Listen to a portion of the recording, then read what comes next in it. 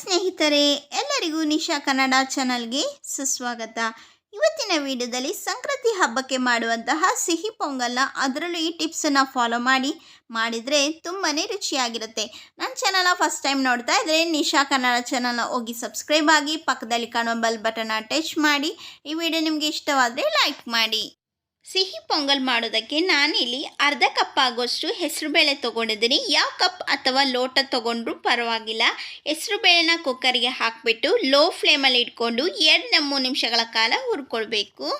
ಹೀಗೆ ಹುರ್ಕೊಂಡ್ರೆ ಒಳ್ಳೆ ಘಮ ಘಮ ಅಂತ ಸುವಾಸನೆ ಬರುತ್ತೆ. ಪೊಂಗಲ್ ರುಚಿಯಾಗಿರುತ್ತೆ. ನೋಡಿ, ಚೆನ್ನಾಗಿ ಹುರಿದಾಗಿದೆ, ಕಲರು ಸಹ ಚೇಂಜ್ ಆಗಿದೆ, ಘಮ ಘಮ ಅಂತ ಸುವಾಸನೆ ಬರ್ತಾ ಇದೆ. ಇದ್ರ ಜೊತೆಗೆ ಎಷ್ಟು ಹೆಸರು ಬೇಳೆ ತೊಗೊಂಡಿದ್ವಿ ಅಷ್ಟೇನೆ ಅಕ್ಕಿನ ತೊಗೊಳ್ಬೇಕು. ನಾನಿಲ್ಲಿ ಅರ್ಧ ಕಪ್ ಆಗೋಷ್ಟು ಅಕ್ಕಿ ತೊಗೊಂಡಿದ್ದೀನಿ. ಇವೆರಡು ಸೇರಿಸಿ ಚೆನ್ನಾಗಿ ತೊಳೆದಿಟ್ಕೊಳ್ಳಿ. 3-4 ಬಾರಿ ತೊಳೆದ ನಂತರ ಅಕ್ಕಿ ಮತ್ತು ಹೆಸರು ಬೇಳೆನ ಕುಕ್ಕರ್ಗೆ ಹಾಕ್ಕೊಳ್ತಾ ಇದ್ದೀನಿ. ಕುಕ್ಕರ್ನಲ್ಲಿ ಮಾಡೋದರಿಂದ ಈಸಿಯಾಗಿ ಮಾಡ್ಬೋದು, ಟೈಮು ಸಹ ಸೇವ್ ಆಗುತ್ತೆ. ಈಗ ಯಾವ ಕಪ್ನಲ್ಲಿ ಬೇಳೆ ಅಕ್ಕಿ ಮೆಷರ್ಮೆಂಟ್ ಮಾಡ್ಕೊಂಡಿದ್ವಿ ಅದೇ ಕಪ್ನಲ್ಲಿ 3 ಕಪ್ ಆಗೋಷ್ಟು ನೀರನ್ನು ಸೇರಿಸ್ತಾ ಇದ್ದೀನಿ. ನಂತರ ಅರ್ಧ ಕಪ್ ಆಗೋಷ್ಟು ಹಾಲನ್ನು ಸಹ ಸೇರಿಸ್ತಾ ಇದ್ದೀನಿ. ನಂತರ ನಾನು 1 ಟೇಬಲ್ ಸ್ಪೂನ್ ಆಗೋಷ್ಟು ತುಪ್ಪನ ಕುಕ್ಕರ್ಗೆ ಸೇರಿಸ್ಕೊಳ್ತಾ ಇದ್ದೀನಿ. ನಂತರ ಈ ರೀತಿ ಮಿಕ್ಸ್ ಮಾಡಿಬಿಟ್ಟು ಲಿಡ್ ಕ್ಲೋಸ್ ಮಾಡಿ ಇದನ್ನು 2-3 ವಿಷಲು ಕೂಗಿಸ್ಕೊಳ್ಬೇಕು. ಈ ಕಡೆ ಮತ್ತೊಂದು ಪ್ಯಾನ್ಗೆ ಅರ್ಧ ಕಪ್ ಆಗೋಷ್ಟು ಬೆಲ್ಲದ ಪುಡಿ ಹಾಗೆ 1/3 ಕಪ್ ಆಗುವಷ್ಟು ಸಕ್ಕರೆನ ಹಾಕ್ಕೊಳ್ಬೇಕು. ಸುಮಾರಿಗೆ 3/4 ಕಪ್ ಆಗೋಷ್ಟು ನೀರನ್ನು ಹಾಕ್ಕೊಂಡು ಕರಗಿಸ್ಕೊಳ್ಬೇಕಾಗತ್ತೆ. ಈ ರೀತಿ ಸಕ್ಕರೆ ಮತ್ತು ಬೆಲ್ಲ ಸೇರಿಸಿ ಪೊಂಗಲ್ ಮಾಡೋದ್ರಿಂದ ಟೇಸ್ಟಿಯಾಗಿರುತ್ತೆ. ನೋಡಿ, ಬೆಲ್ಲ ಮತ್ತು ಸಕ್ಕರೆ ಕಂಪ್ಲೀಟಾಗಿ ಕರಗಿದೆ. ಈಗ ಸ್ಟವ್ ಫ್ಲೇಮನ್ನು ಆಫ್ ಮಾಡ್ತಾ ಇದ್ದೀನಿ. ನೋಡಿ, ಹೆಸರುಬೇಳೆ ಅಕ್ಕಿಯೆಲ್ಲ ಸಾಫ್ಟಾಗಿ ಬೆಂದಿದೆ.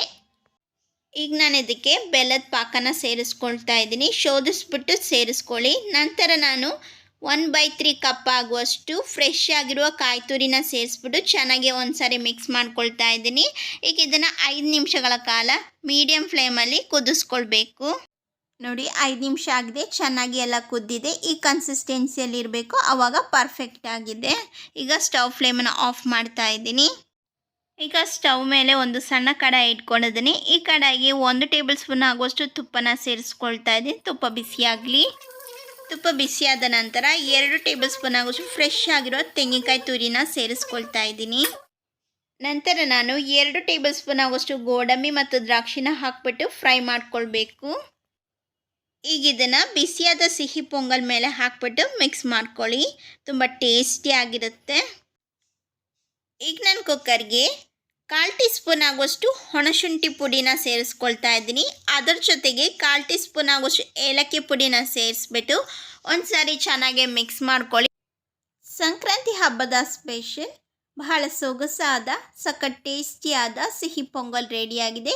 ಈ ವಿಡಿಯೋ ನಿಮಗೆ ಇಷ್ಟವಾದರೆ ಲೈಕ್ ಮಾಡಿ, ಶೇರ್ ಮಾಡಿ. ನಿಶಾ ಕನ್ನಡ ಚಾನಲ್ನ ಹೋಗಿ ಸಬ್ಸ್ಕ್ರೈಬ್ ಆಗಿ.